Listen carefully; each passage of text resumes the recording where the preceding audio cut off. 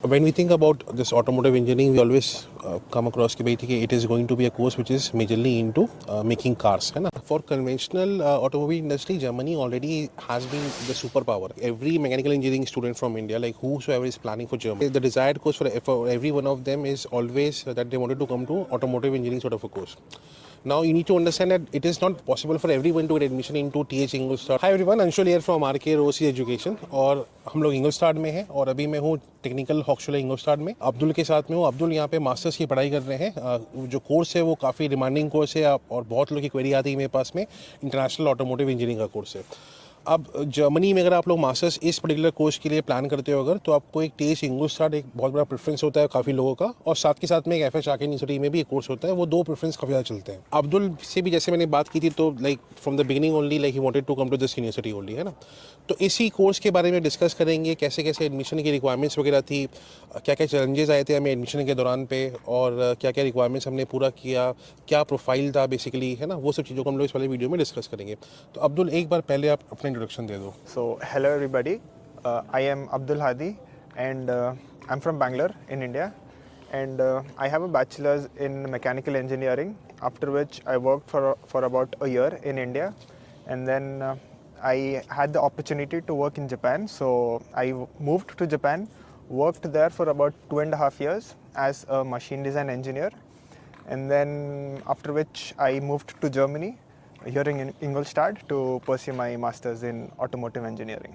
Right. Now let's suppose see like every mechanical engineering student from India, like whosoever is planning for Germany, है ना? The first let's say the desired course for every one of them is always that they wanted to come to automotive engineering sort of a course. Now you need to understand that it is not possible for everyone to get admission into TH Ingolstadt or let's say FH Aachen as well. However, we need to let's say focus or do a bit of our work in the overall profile so that the presentation of our application as well as the marks that we had in our bachelor degree all matters can come together for securing admission into a university like this, right? So Abdul, like can you also tell me like what was your CGPA in your bachelor study? So my CGPA was 8.63 points aggregate. Okay, and when we converted this into German grade, the evaluation report came was Roughly around 1.6 something. 1.6 something, yeah. Right. So when you process application for Germany, like always the marks that we have in India, we have to convert this into German grading system. और उसमें like he got 1.6 grade, है ना? जो कि काफ़ी अच्छा score आता है। उसमें इस स्कोर पे ही हम लोग के चांसेस बन पाते हैं।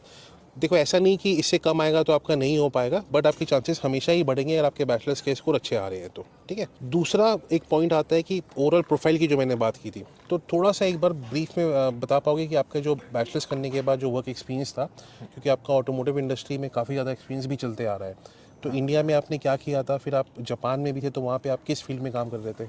So firstly, during my bachelor's, apart from just my studies, I was involved in say a few internships, and all of my projects, we had two major projects basically. One was mini project and one was major project. So more or less these were focused more towards the automobile, but not exactly hardcore automobile, but you know somewhere you could connect the dots and justify your point. It was something like a drilling machine, I believe, है ना? It was more like a rover and and another inspection machine for ship hulls. Right. All right.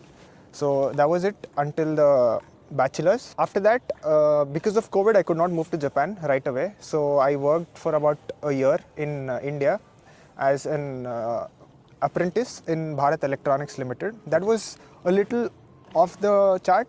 It was more on the production planning, but still it says that you have been doing something and you know you have not been sitting idle. So I think that would be a good point to justify your time when you were not working in your core field. After that, I moved to Japan, and there in Japan I was working in an industry which was focused more on logistics and automation. But again, it's about how you connect the dots and you know how you can say that this is the course that you want to pursue.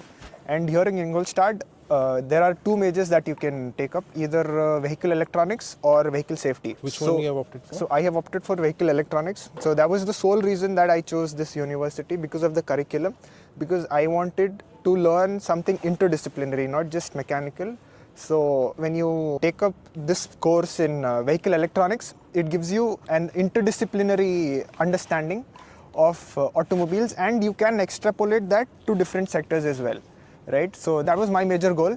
have interdisciplinary understanding, because each one of us knows that present day machines are super complex, not super complex, relatively complex, and you need to have an interdisciplinary understanding, that makes you more efficient, and Right, and then you can do well, basically, right? It helps you branches as propel. well. Right.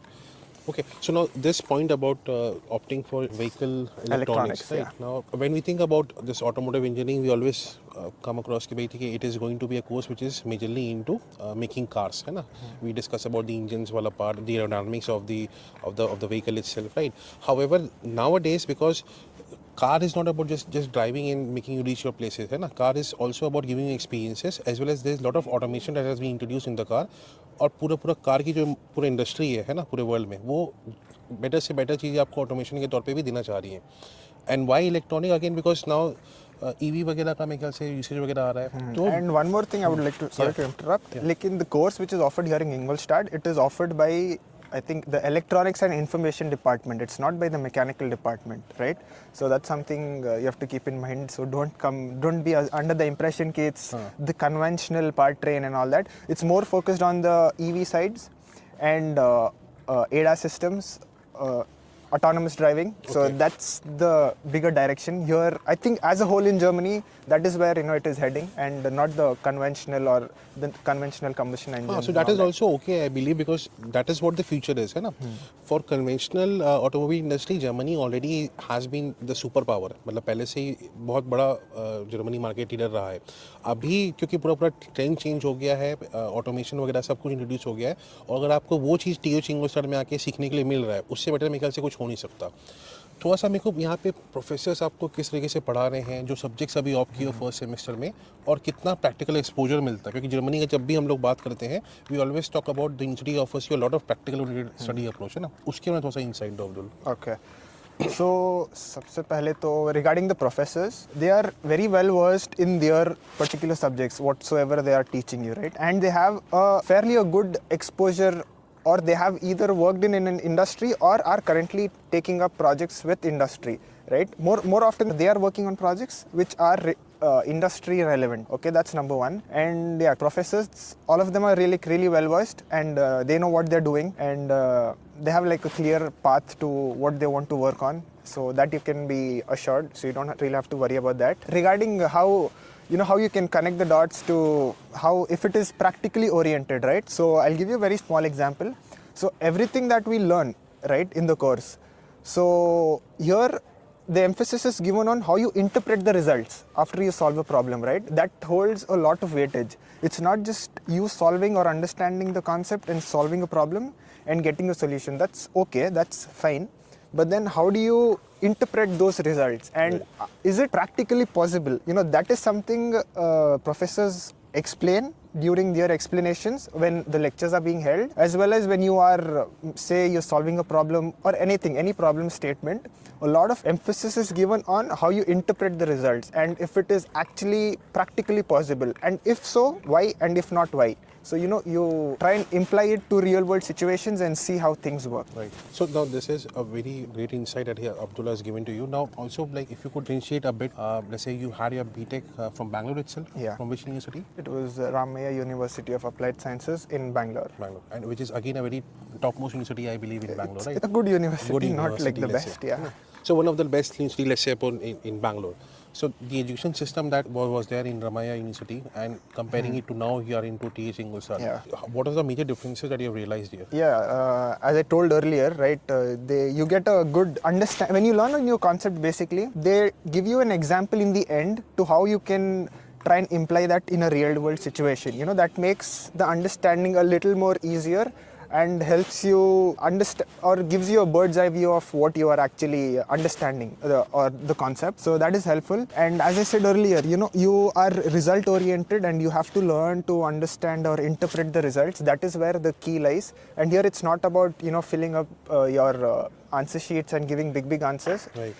You have to stick to the point, very short answers. And I have heard from my seniors that a few questions, those are, say, a couple of words or a sentence at the max, but they carry around 5 to 10 marks, right? So here it's more on the concept, and also it's expected that you put in a lot of effort from your end, and rectify or clarify whatever doubts you have, because the lecturer here does only so much, and you are expected to do a lot of work from your end, right?